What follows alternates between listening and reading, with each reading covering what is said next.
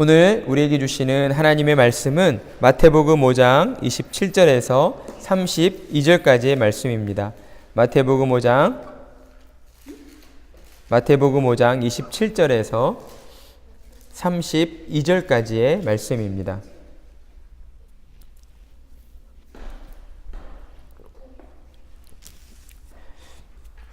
우리 다 같이 한 절씩 교독하도록 하겠습니다. 또 간음하지 말라 하였다는 것을 너희가 들었으나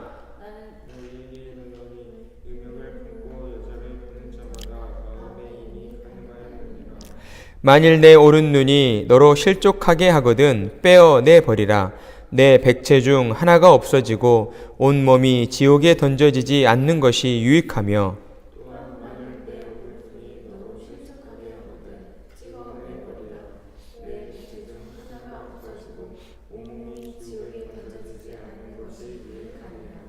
또 일렀으되 누구든지 아내를 버리려거든 이혼 증서를 줄 것이라 하였으나 나는 너희에게 이르노니 누구든지 음행한 이유 없이 아내를 버리면 이는 그로 간음하게 함이요 또 누구든지 버림받은 여자에게 장가드는 자도 간음함이니라. 아멘.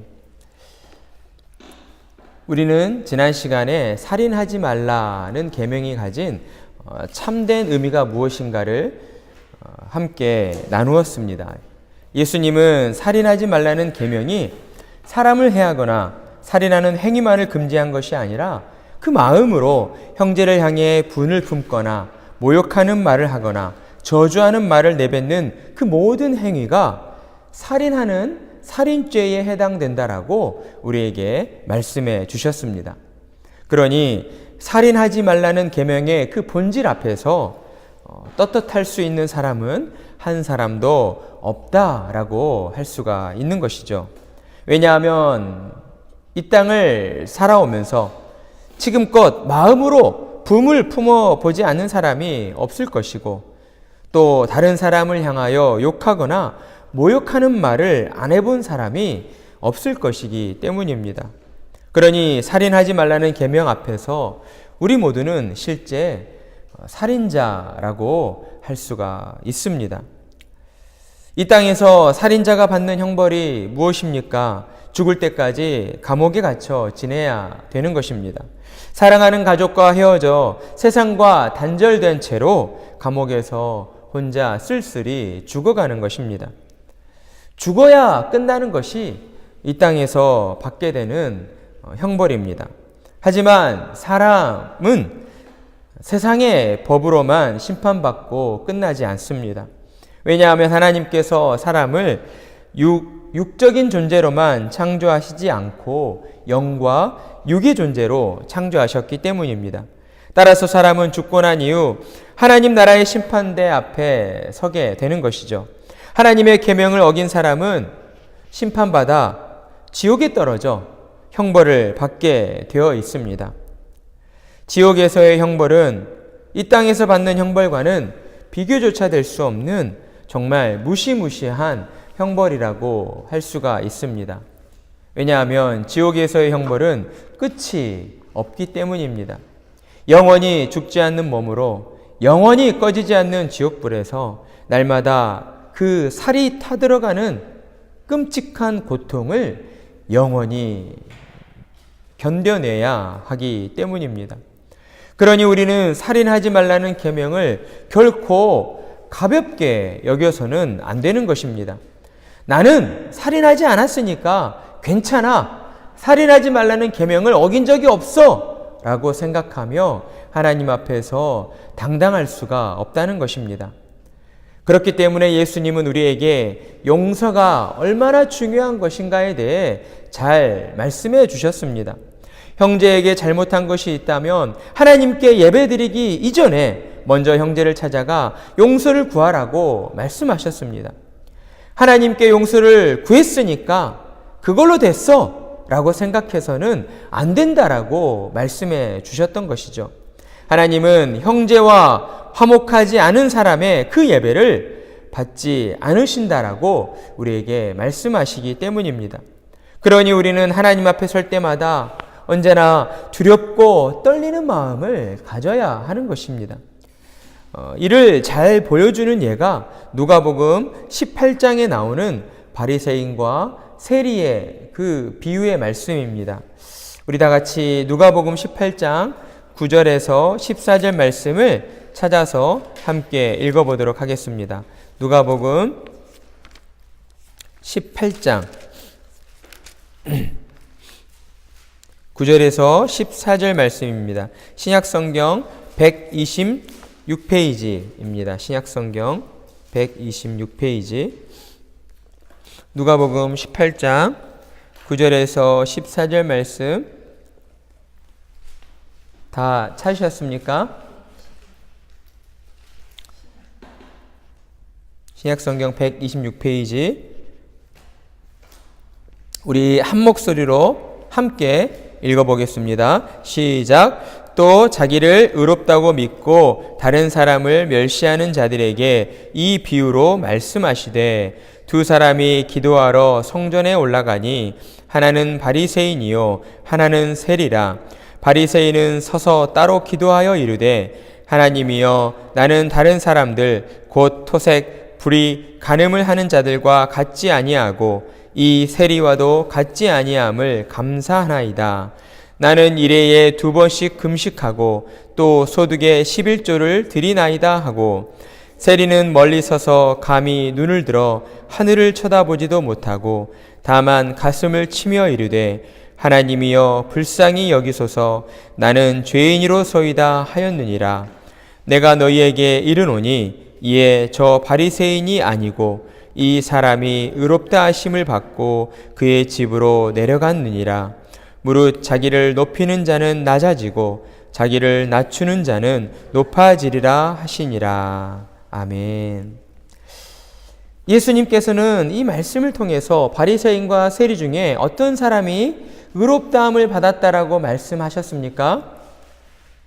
세리가 의롭다함을 받았다라고 말씀하셨습니다. 그 이유는 무엇이었습니까? 세리가 드린 기도의 내용 때문이었습니다. 바리새인은 자신이 율법을 잘 지키는 것으로 인해 그리고 주변에 있는 죄를 짓고 있는 토색하고 불의하고 간음을 하는 자들과 그리고 심지어 함께 기도하고 있는 그 세리와도 같지 않음으로 인해 하나님께 감사의 기도를 드렸습니다. 반면에 세리는 율법을 지키지 못하는 자신의 그 죄악됨으로 인해 자신의 연약함을 통곡해하며 하나님께 불쌍히 여겨주시라고 자신의 죄를 용서해 주시라고 하나님께 긍휼과 용서를 구하며 기도를 드렸습니다. 그렇습니다. 하나님은 율법 앞에서 이렇듯 자신의 죄 때문에 통곡하는 사람을 의롭다라고 여겨주시는 분이십니다.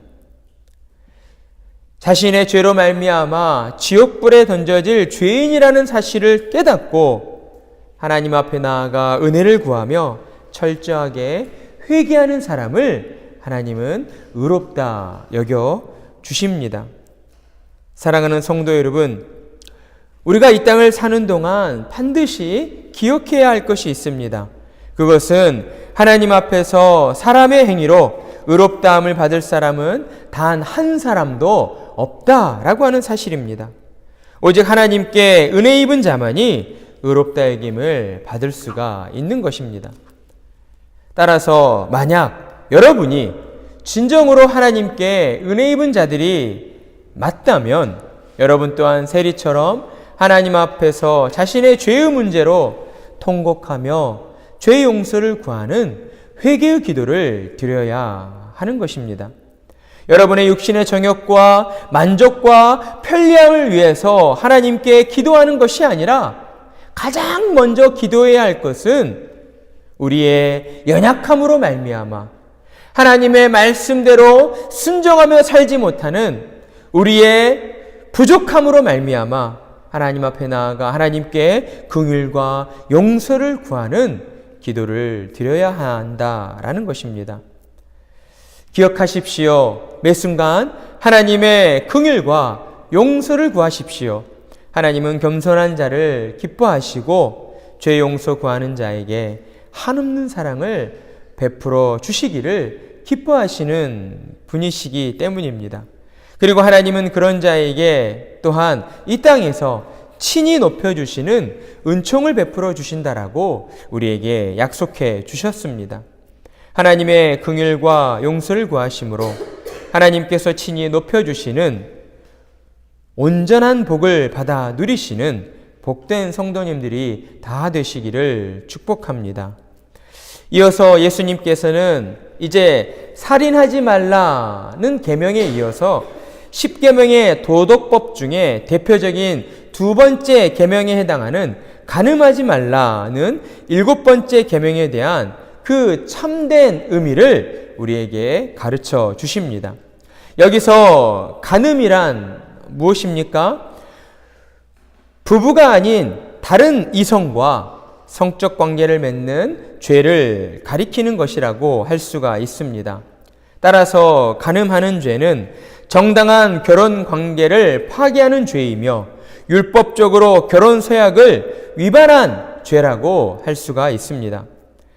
간음하지 말라는 구약성경 출애굽기 20장 14절과 신명기 5장 18절에 나온 말씀을 인용하는 말씀으로서 여섯 번째 계명인 살인하지 말라와 함께 죄로 타락한 사람들이 저지르게 되는 그 대표적인 죄라고 할 수가 있습니다.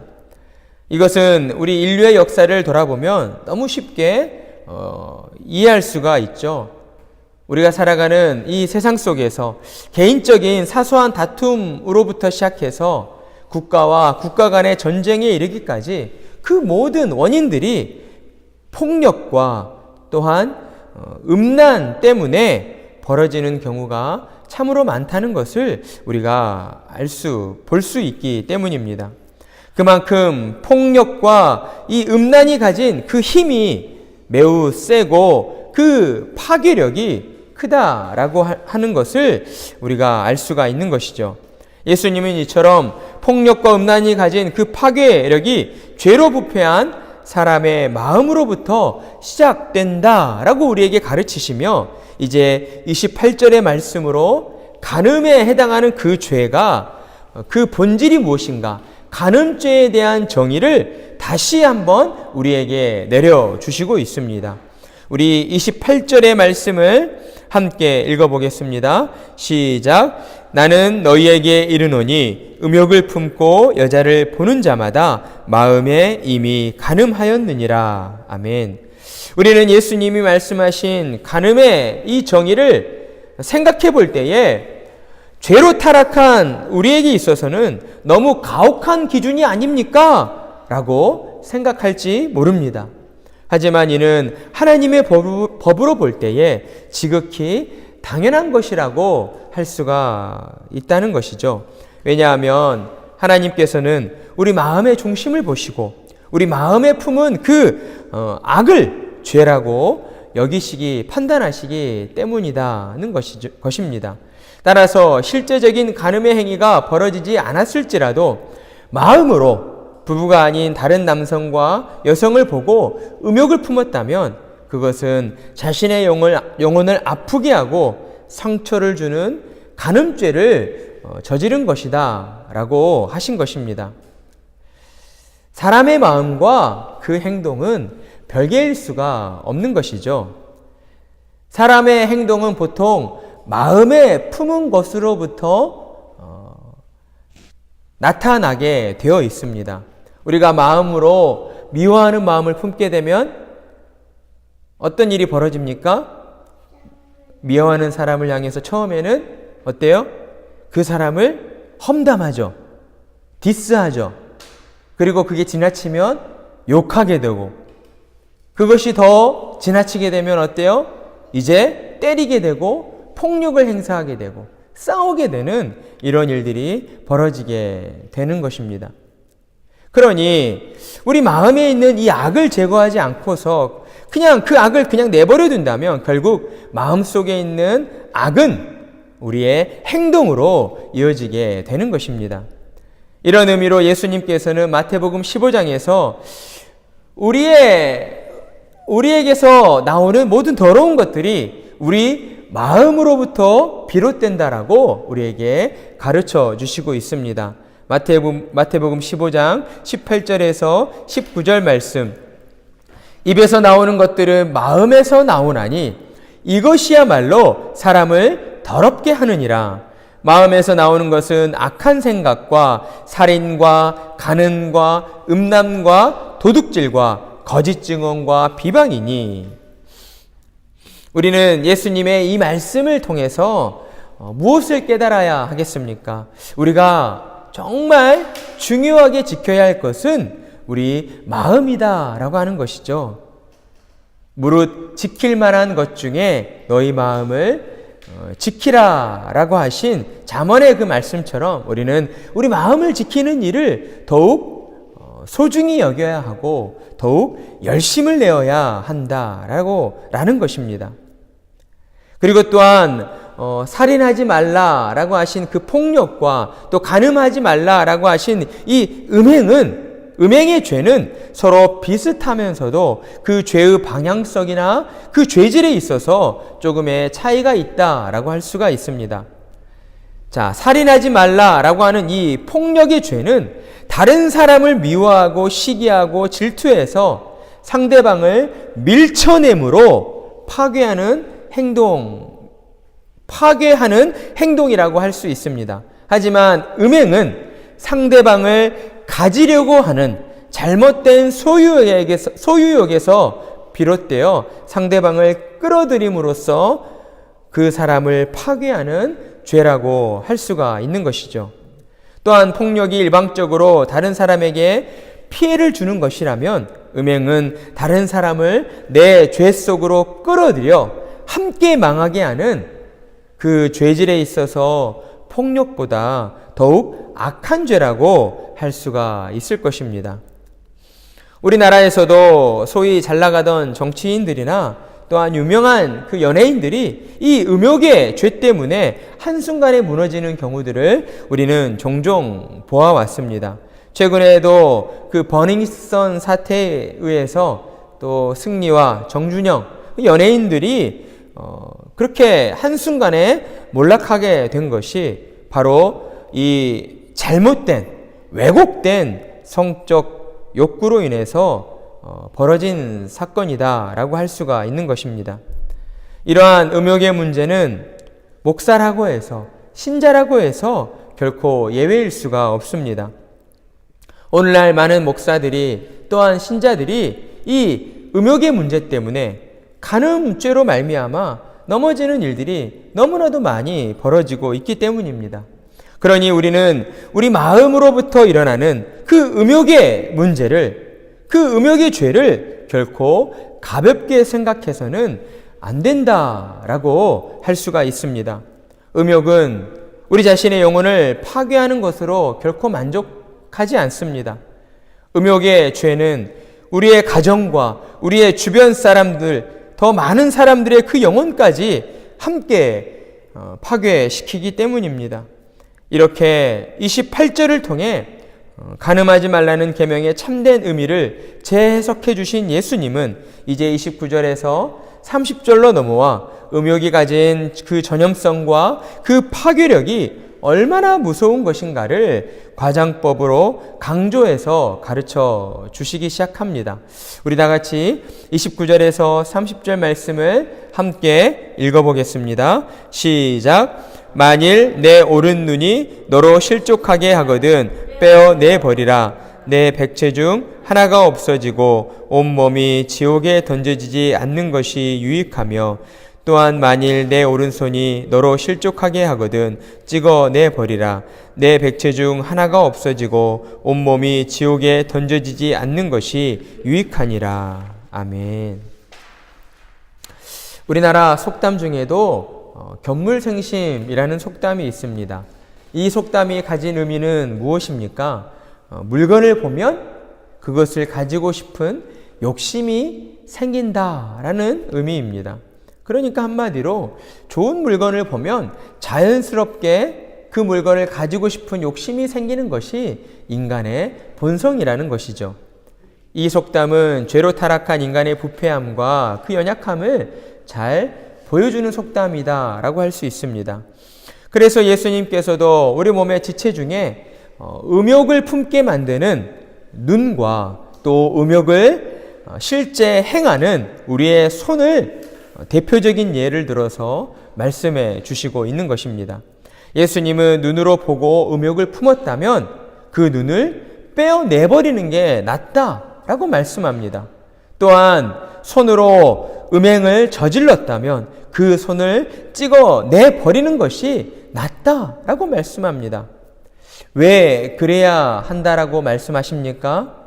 예수님은 음행을 품고 저지른 눈과 그 손 때문에 우리의 온 몸이 지옥에 떨어지는 것보다 더 유익하기 때문이다 라고 우리에게 설명해 주십니다. 예수님의 이 말씀은 문자적으로 해석해서 정말 그래야 된다 라고 우리에게 가르치시는 말씀은 아닙니다. 우리가 마음으로 무언가를 보고 음욕을 품었다고 정말 우리 눈을 빼어버리라는 그런 말씀을 한 것이 아니에요. 중세 시대에 수도원 생활을 하던 수도사들 가운데에 실제 이 말씀을 자신의 육체 가운데 적용한 유명한 수도사 한 분이 있습니다. 그는 자신의 마음속에 일어나는 이 음욕의 문제 때문에 자신의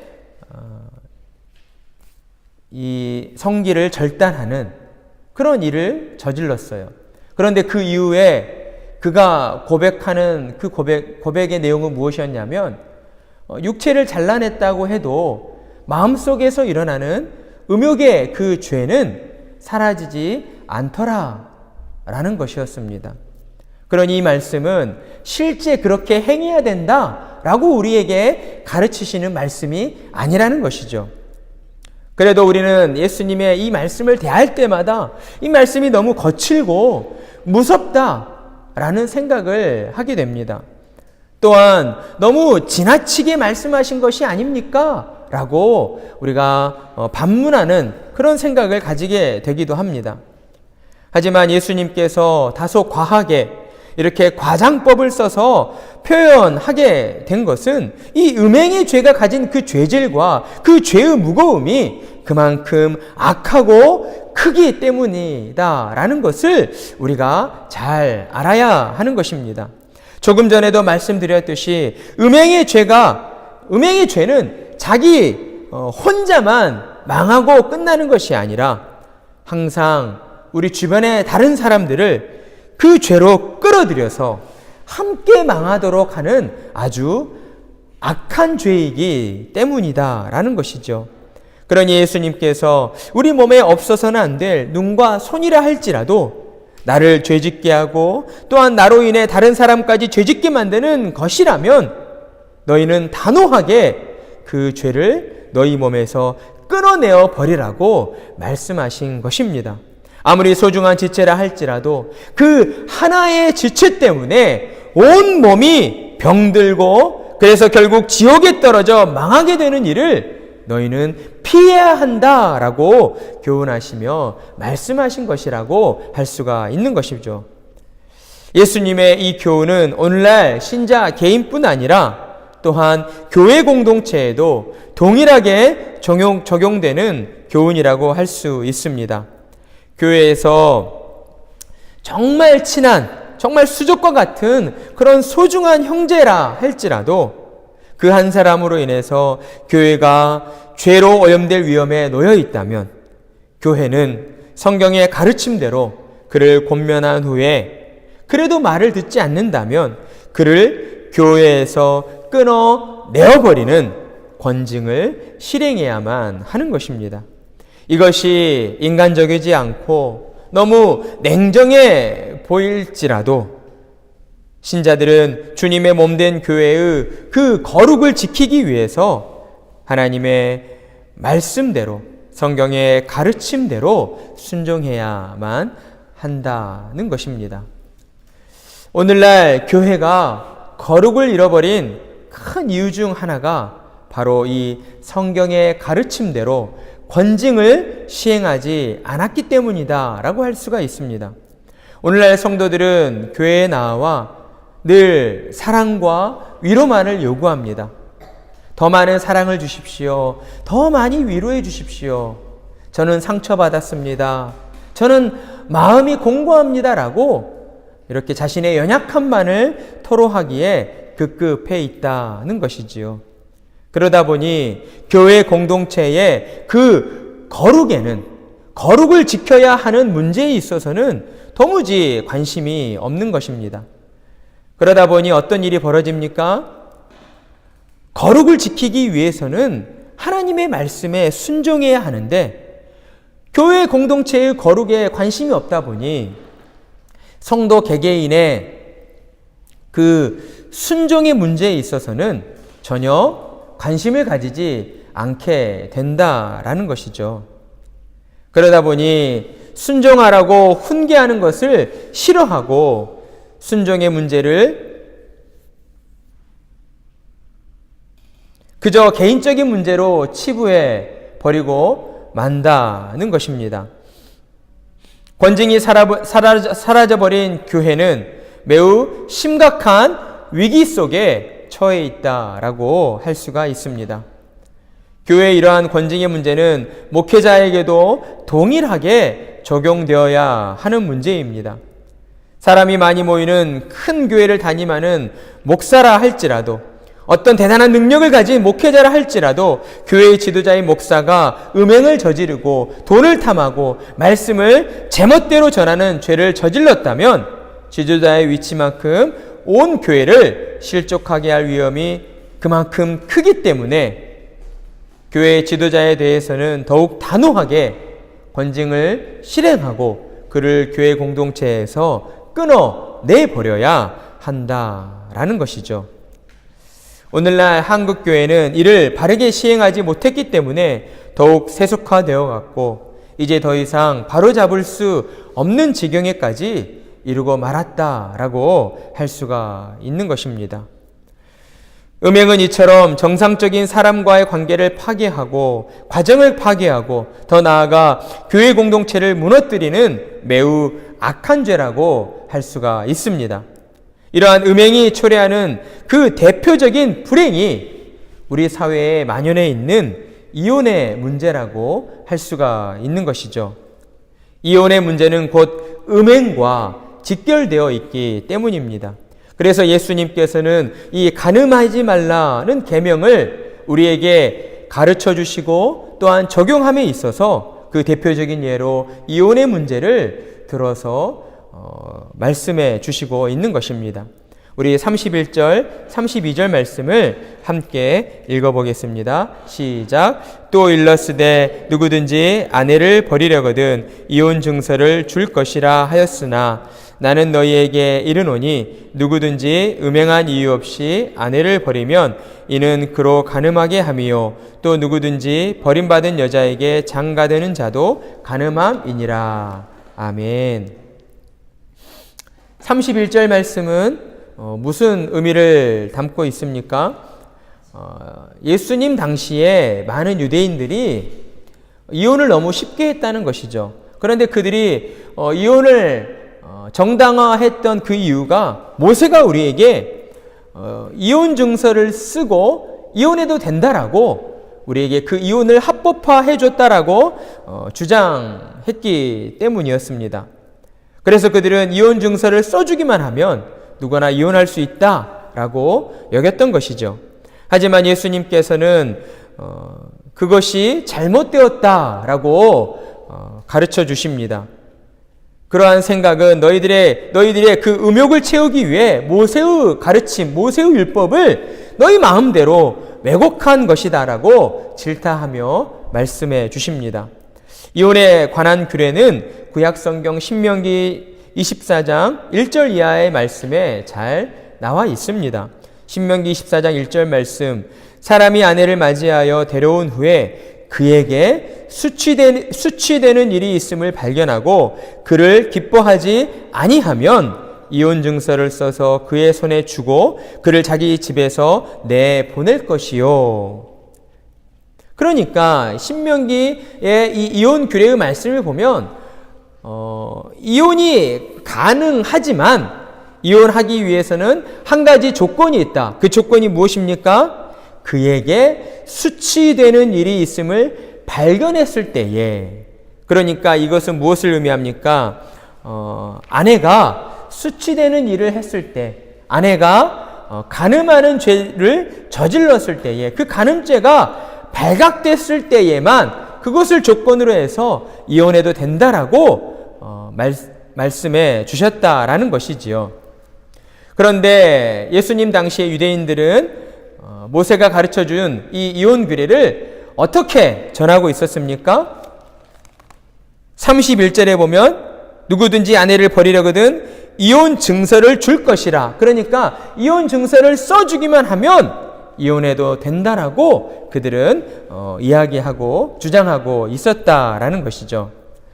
자, 그런데 모세의 율법에 이혼이 가능하다라고 가르쳤지만 본래 하나님의 뜻으로는 이혼은 합당하지 않다라고 할 수가 있습니다. 왜냐하면 부부의 관계는 하나님이 맺어주신 언약의 관계이기 때문입니다. 예수님께서 마태복음 19장에서 이를 잘 설명해서 가르쳐주고 있습니다. 마태복음 19장을 보면 바리새인들이 예수님을 시험하고자 이렇게 질문하죠. 예수님, 무엇이든 이유만 있다면 아내와 이혼하는 것이 괜찮습니까? 그러자 예수님께서 어떻게 답변해 주십니까? 본래 하나님께서 사람을 남자와 여자로 지으시고 남자와 여자가 부모를 떠나 결혼하여 둘이 한 몸이 되는 것은 하나님이 짝지어 주신 것으로서 사람이 이를 나누지 못할 것이다 라고 답변해 주셨습니다.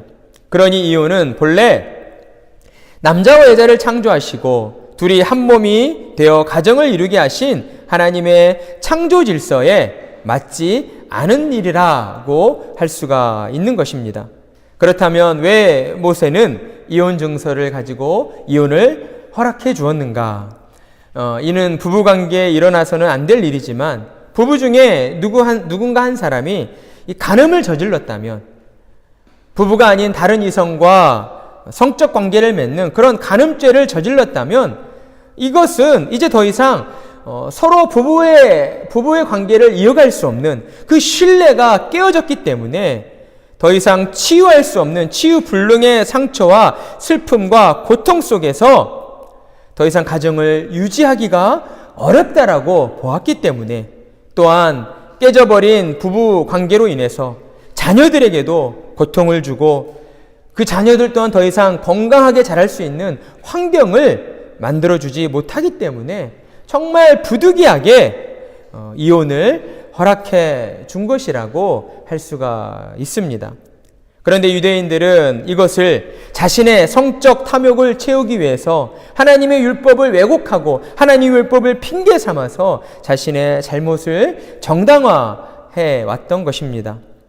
그렇게 예수님은 음행한 이유 없이 아내를 버리는 것은 간음죄를 저지른 것이요, 또한 음행한 이유 없이 버림받은 아내가 다른 남자와 결혼하면 그 여자도 간음죄를 저지른 것이요, 그 여자와 결혼한 남자도 간음죄를 저지른 것이라고 우리에게 말씀해 주고 있는 것입니다. 예수님의 간음하지 말라는 이 말씀은 오늘날 이혼을 너무 자유분방하게 행하는 이 세태를 향한 하나님의 엄중한 경고라고 할 수가 있습니다. 많은 사람들이 사랑이라는 명분을 내세워서 너무 쉽게 이혼을 행하고 있습니다. 드라마에서나 유명 연예인들이 더 이상 사랑하지 않기 때문에, 또는 새로운 사랑을 찾았기 때문에 라고 하는 이런 말도 안 되는 이유들을 내세워 이혼을 미화시키고 또한 이혼을 합당화시키고 있습니다. 하지만 신자된 우리는 예수님의 가르침대로 간음한 그 음행의 이유 없이 이혼하는 것은 하나님 앞에서 큰 죄라고 하는 사실을 우리 마음 깊이 깨달아야 할 것입니다. 그래서 세상의 잘못된 가치관에 편승하지 않고 하나님의 가르침대로 우리는 음욕을 미워하고 잘못된 이혼의 관행을 부정하며 살아야 하는 것입니다. 따라서 우리는 하나님 앞에서 이혼에 대해서 쉽게 생각해서도 안 되고 또한 쉽게 내뱉어서도 안 된다는 것을 늘 기억하며 살아야 하는 것입니다. 왜냐하면 우리 마음에 그 음욕을 품는 것 자체가 간음죄가 된다라고 말씀하시기 때문에 우리는 이 마음의 죄를 무겁게 인식하고 날마다 하나님 앞에 나아가 죄 용서를 구하며 살아야 하는 것입니다. 그리고 이 간음하지 말라는 계명은 또한 영적인 의미로 제1계명 나 외에 다른 신들을 내게 두지 말라, 제2계명 너를 위하여 새긴 우상을 만들지 말고 그것들에게 절하지 말며 그것들을 섬기지 말라는 이 계명을 포함하고 있다라고 할 수가 있습니다. 왜냐하면 하나님의 자녀로 부름받은 신자는 하나님과 결혼 언약을 통해 부부관계를 맺은 자들이기 때문입니다. 그러니 신자는 하나님보다 세상 것을 더 사랑해서는 안 되는 것이지요.